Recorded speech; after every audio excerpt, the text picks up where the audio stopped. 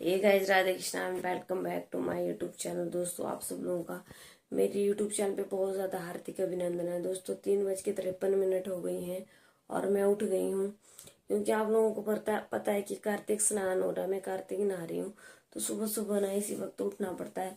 उठते हैं फटाफट सब ठंडे पानी से नहाना पड़ता है और चलो फटाफट नहाते हैं और फिर रेडी होके निकलते हैं मंदिर को। मंदिर में हो रही है कथा जो कि हमारे पंडित जी करवा रहे हैं यहाँ पे ओल्डारे गाजियाबाद में शिव मंदिर में।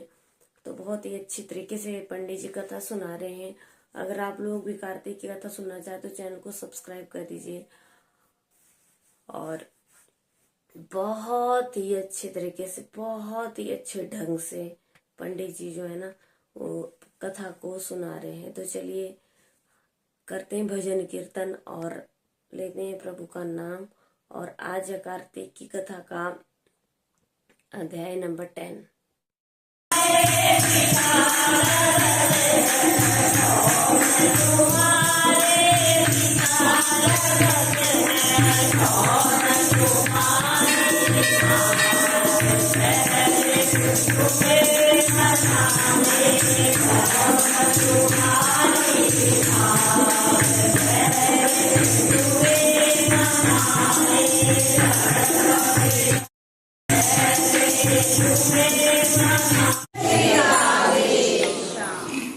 सभी को मेरी राधे राधे।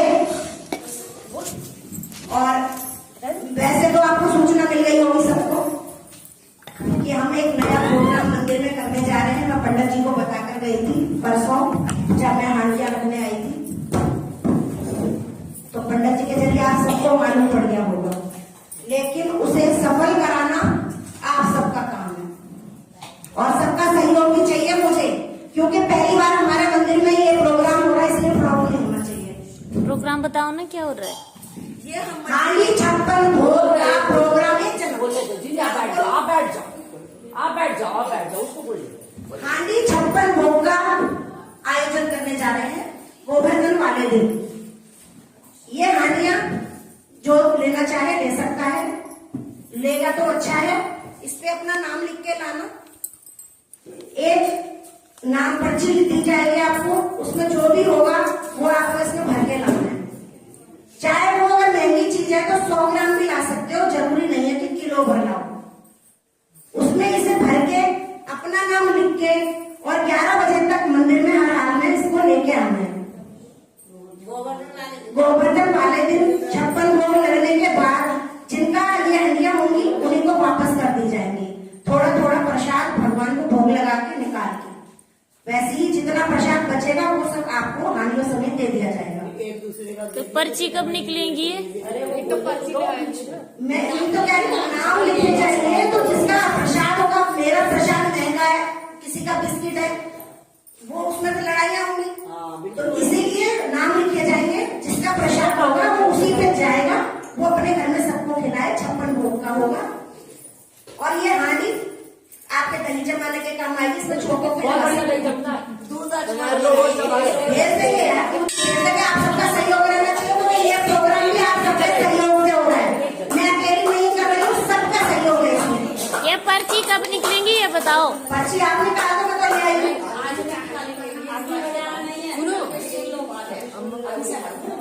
क्यों, तो तैयारी तो करेंगे, बाजार तो आप जाएंगे। हाँ, आज निकाल दो ना, फिर भी जिस ड्यूले आज ही निकाल दो।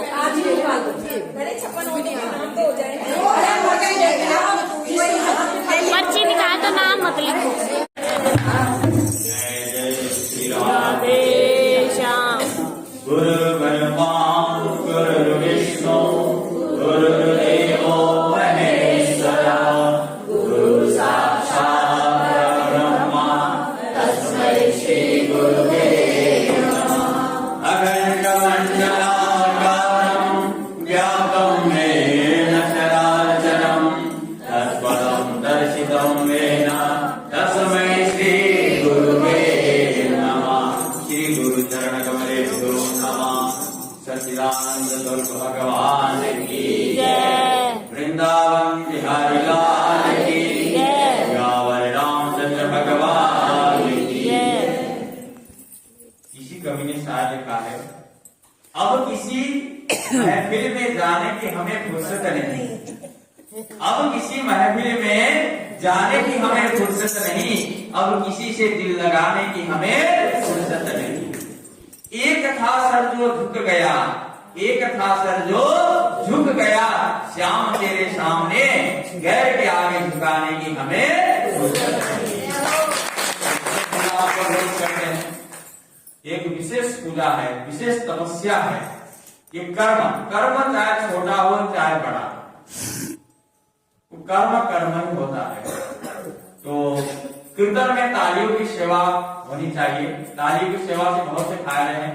परमात्मा में हमारा मन लगता है, ईश्वर में, और इसका वैज्ञानिक तत्व भी कि हमारे तंत्र के जो रक्त संचार रुके वो भी खुल जाती है। तो इसलिए परमात्मा के आगे हम सदैव अपने आप को छोटा समझे।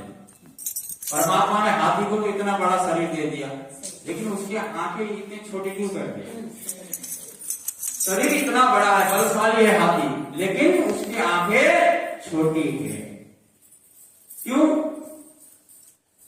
क्योंकि अगर वो उसकी आंखें बड़ी होती, तेज होता, जैसे हम लेंस द्वारा किसी अक्षर को देखते हैं तो वो बड़ा दिखाई देता है सामने, उसी प्रकार हाथी भी अपने आप को जिसको देखता है वो अपने से बड़ा देखता है। हाथी अगर वो छोटा देखता तो फिर तहस नहस करता।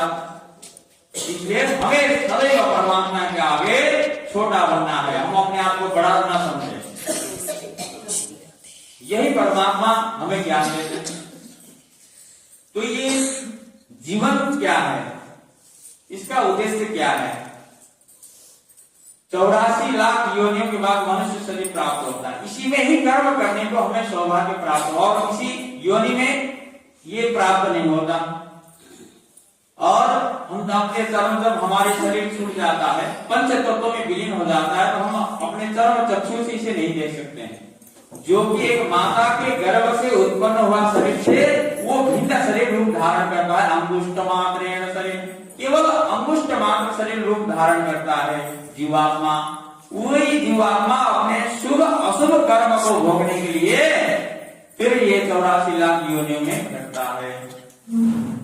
तो कल हम सुन रहे थे जालंधर और भगवान शिव की, और यहाँ पर युद्ध प्रारंभ होने वाले हैं। तो आज आगे की कथा सुनेंगे। रात के जलते दिए दिन को बुझा करते हैं, रात के जलते दिए दिन को बुझा करते हैं, हम तेरे याद में परमात्मा दिन रात जला करते हैं। बस परमात्मा की उधर वृंदा ने स्वप्न में देखा कि उसका पति समस्त अंगों में तेल मलकर नंगे शरीर भैंस पर सवार होकर प्रेत के साथ दक्षिण दिशा की ओर जा रहा है। ये स्वप्न देखा वृंदा अत्यंत चिंतित हुई। महल, अटारी, गौशाला तथा वाटिका आदि कहीं पर भी उसे विश्राम नहीं मिला। तो वो एक वन से दूसरे वन में जा पहुंची। वहां उसने सिंह जैसे मुख वाले 2 राक्षस को देखा। उन्हें देखकर ये सहसा भयभीत हो गई और एकदम वहां से भाग खड़ी हुई। आगे जाकर उसने एक तपस्वी और उसके शिष्य को देखा। उसने अपनी रक्षा की प्रार्थना किया। विनय सुनकर मुनि ने अपनी एक हुंकार से उन राक्षसों को भगा दिया। तत्पश्चात वृंदा ने विनय पूर्वक मुनि से कहा कि हे महामुनि, मेरे पति जालंधर तथा महादेव जी का घोर युद्ध हो रहा है, उसमें विजय किसकी होगी बताने की कृपा करें, क्योंकि आप सर्वज्ञ हैं। वृंदा के वचन सुनकर मुनि ने आकाश की ओर देखा और उसी समय 2 बंदरों ने आकर मुनि को प्रणाम किया और फिर मुनि का संकेत पाकर वो दोनों बंदर वहां से चले गए। पुनः थोड़ी देर बाद वो दोनों बंदर आकाश की ओर आ गए और उन्होंने जालंधर दैत्य का सिर तथा धड़ लाकर पटक दिया। वृंदा अपने पति के मृत शरीर को देखकर अत्यंत दुखी हुई और विलाप करती हुई पृथ्वी पर मूर्छित हो गिर पड़ी। मुनि ने अपने कमंडल से वृंदा पर जल छिड़का तो उसमें कुछ चैतन्य आ गया। वो इस पुनः विलाप करने लगी। विलाप करती हुई मुनि से कहने लगी, हे महामुनि, जिसने देव गंधर्व एवं विष्णु सहित तीनों लोकों पर विजय प्राप्त किया था, वो शिव के हाथों से कैसे मारा गया? आप सामर्थ्यवान हैं, अतः वह इसी प्रकार मेरे पति को जो फिर जीवित कर दीजिए। तब मुनि कहने लगे, हे भद्रे, शिव जी के हाथ से मारे हुए को जीवित करना असंभव है, परंतु फिर भी हम तुम पर कृपा करके इसको जीवित किए जाते हैं, इसको मैं जीवित कर देता हूँ। इतना कहकर मुनि अंतर्ध्यान हो गए और जलंधर जीवित हो वृंदा के साथ प्रेमालाप करता हुआ आलिंगन बद्ध हो गया। वृंदा भी अपने पति के वेश में श्री विष्णु के साथ उस वन में रमण करती रही, परंतु एक दिन मैथुन के पश्चात अपने पति के वेश में विष्णु को देखकर अत्यंत क्रोधित हुई और बोली कि तुमने मेरा पतिव्रत धर्म भंग किया है, इसलिए मैं तुम्हें श्राप देती हूँ। निश्चय ही वो कपट मुनि तुम ही थे और तुमने माया द्वारा जो राक्षस बनाए थे, कालांतर में वही दोनों ही तुम्हारी स्त्री का अपहरण करेंगे और जो तुम्हारा शिष्य था वही बंदर रूप धरकर तुम्हारी सहायता करेगा। फिर कहा कि तुम इस समय शिला पत्थर हो जाओ। नारद जी बोलने लगे, हे राजा प्रभु, भगवान विष्णु ने देवताओं तथा अपने भक्तों की मनोरथ सिद्धि के लिए यद्यपि पतिव्रता वृंदा का शील भंग कर दिया, तथापि मन ही मन अत्यंत दुखी हुई और बोले, हे वृंदे, तुम्हारे श्राप को ग्रहण करते हुए मैं अवश्य शिलारूप हो जाऊंगा, परंतु तुम भी वृक्ष रूप होकर मुझको प्राप्त होगी। उसी समय वृंदा अपने पति के चरणों का ध्यान करके विष्णु के मना करने व्यक्ति अग्नि में प्रवेश कर गए और विष्णु वृंदा का स्मरण करके उसी समय चिता भस्म में लौटने लगी। नारद जी कहते हैं, हे राजा प्रभु, उधर युद्ध क्षेत्र में जलंधर दैत्य ने शिवजी के अति बलवान समझकर राक्षसी माया द्वारा पार्वती बनाई और उन्होंने मारने लगे, उन्हें मारने लगे। उसकी इस माया को देखकर शिवजी नीचे को मुख कर बैठ गए। यही उचित अवसर जान जालंधर ने शिवजी पर अनेक बाणों से प्रहार किया। इस प्रकार शिवजी को संकटग्रस्त देखकर भगवान विष्णु तत्काल वहां आ पहुंचे और उन्होंने राक्षसी माया को शिवजी को बोध कराया। तब संकेत होकर शिवजी ने अत्यंत वेग से दैत्यों पर भयंकर बाण वर्षा प्रारंभ कर दिया, जिससे भयभीत होकर शुंभ और निशुंभ भी युद्ध क्षेत्र से भाग खड़े हुए। तब शिवजी ने उनको श्राप देते हुए कहा, क्योंकि तुम युद्ध क्षेत्र से भागे हो, इसलिए पार्वती के हाथ से मारे जाओगे। इधर ज्यों ही वृंदा का पतिव्रत धर्म भंग हुआ, जलंधर का बल समाप्त हो गया और भगवान विष्णु ने सुदर्शन चक्र अपने तेज सहित शिव जी को दे दिया। तब शिव जी ने विष्णु तेज के साथ अपना ऋषियों के तप और पतिव्रता स्त्रियों का पेट मिलाकर जलंधर दैत्य पर छोड़ दिया, जिसने जलंधर का सिर काटकर भूमि पर गिरा दिया और सिर और दौड़कर धड़ अलग हो गया। जलंधर का तेज शिव में तथा वृंदा का तेज पार्वती में जा समा गया। उधर विष्णु वृंदा की चिता भस्म में लौटने लगी। तब देवताओं ने शिव जी की स्तुति किया। तो उस समय कहा, हे महादेव, जलंधर को मारकर आपने हम लोगों का महान उपकार किया है, परंतु एक अनर्थ हो रहा है। वृंदा के पतिव्रत धर्म से मोहित होकर भगवान विष्णु निरंतर उसकी चिंता भस्म पर लौट रहे हैं। अतः वह कृपा करके इसके लिए कुछ यत्न कीजिए। तब शिव जी बोले, हे देवताओं, तुम सब भगवान की योग माया की शरण में जाओ, वही इस संकट को हरेगी। तब समस्त देवता योग माया की शरण में जाकर स्तुति करने लगते हैं और बोले कि हे देवी, आप संपूर्ण जगत की उत्पत्ति, पालन तथा नाश करने वाली हो। हे सतोगुण, रजोगुण तथा तमोगुण आपसे उत्पन्न हुए हैं। आपकी माया से स्वयं ब्रह्मा भी आपको नहीं जानते। ऐसे देवी को हमारा नमस्कार है, जिसके भक्तगण अनादर तथा मोह को प्राप्त न होते हुए ऐसी मूल प्रकृति को हमारा नमस्कार है। उस समय देवताओं ने एक तेज देखा और आकाशवाणी सुनी, हे रजोगुण, सतोगुण और तमोगुण रूप गौरी, लक्ष्मी और सरस्वती में मैं हूँ। इन्हीं तीनों रूपों से तुम्हारी कार्य सिद्धि होगी, अतएव तुम उनकी आराधना करो। फिर उस 3 देवियों ने प्रकट होकर 3 बीज देते हुए कहा कि इन तीनों बीजों को जहां पर विष्णु है वो कर अपना कार्य सिद्ध करो। देवता ने 3 बीज ले जाकर जहां वृंदा की चिता में विष्णु रो रहे थे, लौट रहे थे, और जाकर वहां पर बो दिए। उन तीनों बीजों से 3 वृक्ष उत्पन्न हुआ। रजोगुण सरस्वती से आंवला, तमोगुण से गौरी तुलसी और सतोगुण से लक्ष्मी मालती हुई। और श्री लक्ष्मी जी ने अपना बीज त्रिशा युक्त होकर दिया था, इसलिए मालती भगवान की पूजा में निंदित तथा आंवला और तुलसी भगवान को अति प्रिय है। इस प्रकार वृंदा ने वृक्ष रूप हो भगवान शालिग्राम से संयोग किया। इसी कारण कार्तिक के उद्यापन में भगवान की पूजा तुलसी के मूल में होती है।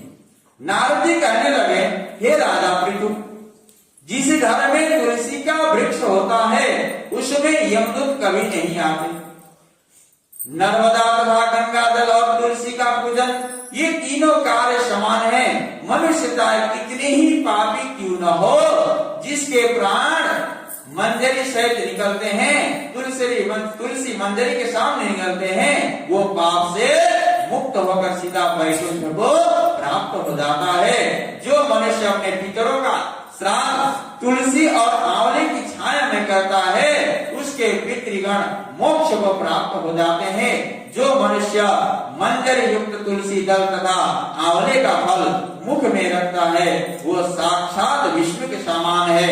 जो मनुष्य कार्तिक मास में रुद्राक्ष की माला तथा आंवले की छाया में भोजन करता है वो धर्म, अर्थ, काम तथा मोक्ष को प्राप्त हो जाता है। राजा पृथु तुलसी और आंवले का महात्म्य स्वयं ब्रह्मा जी भी कहने लगे। ब्रह्मा जी भी कहने में असमर्थ है। जो कोई श्रद्धा भाव से इस कथा को पढ़ता है, सुनता है, मनन करता है, अंत काल में उसे मोक्ष की प्राप्त हो जाती है। बोल कार्तिक महात्म्य की, तुलसी मैया की, कृष्ण गोविंद हरे मुरारी,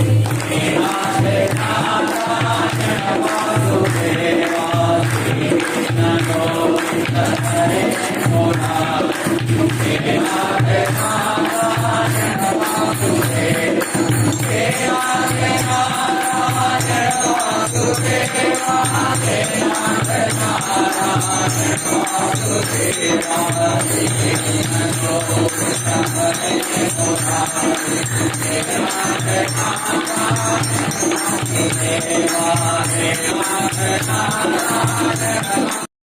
दोस्तों मंदिर से तो मैं आ गई हूँ कथा सुन के, और सुबह सुबह के जो है ना अभी बज गए 7, पूरे ही 7 बजे हम लोग आते हैं। और भाई मैं आप लोगों को बता दूं कि मेरे कार्तिक के व्रत चले हुए हैं और मैंने अब की बार क्या मतलब मीठे व्रत रखे हुए हैं, जिसमें मैं फल के अलावा कुछ भी नहीं खाऊंगी। दूध पी सकती हूँ उसमें चीनी डाल करके, और दूध में पत्ती डाल करके चाय भी बना सकती हूँ उसकी। और उसके अलावा केले का जो मीठा होता है मतलब फ्रूट्स का ही, वही खा सकती हूँ। जैसे सेब भी खा सकती हूँ, मतलब फल मीठे फल के ही रखे हुए हैं। तो इन चीज़ों के अलावा मैं कुछ भी नहीं खा रही हूँ। और हाँ, आलू भी खा रही हूँ, आलू में चीनी डाल के इनको बॉईल करके, बस यही है। अभी तो मेरा फलाहार चला हुआ है। 28 तारीख से मेरे व्रत है, तो जिस वजह से थोड़ा वीडियो में वो हो गया है। मतलब मैं जस्ट आप लोगों को कथा ही सुनाती हूँ, अपना डेली रूटीन नहीं दिखा पा रही हूँ। क्योंकि व्रत की जो कार्तिक की कथा होती है, जो हमारे पंडित जी बोलते हैं, मैं चाहती हूँ कि मैं आप लोगों तक पहुँचाऊँ उसको। आप लोगों क्योंकि बहुत सारे लोग जो है वो नहीं आ पाते हैं मंदिर में, जो कि घर में मेरी कथा मेरे चैनल के जरिए जो है वो कथा को सुन रहे हैं। तो मैं चाहती हूँ दोस्तों कि आप तक ना पूरी वीडियो पहुँचे कि मंदिर में क्या क्या हुआ। पंडित जी ने, हमारे मंदिर में जो पंडित जी इतने अच्छे तरीके से कथा को सुना रहे हैं कि जितनी तारीफ की जाए उतनी कम है। तो मैं हर चीज को कैप्चर करने की कोशिश करती हूँ कि वीडियो में ले लूं, और ताकि आप लोगों तक पहुंच पाए।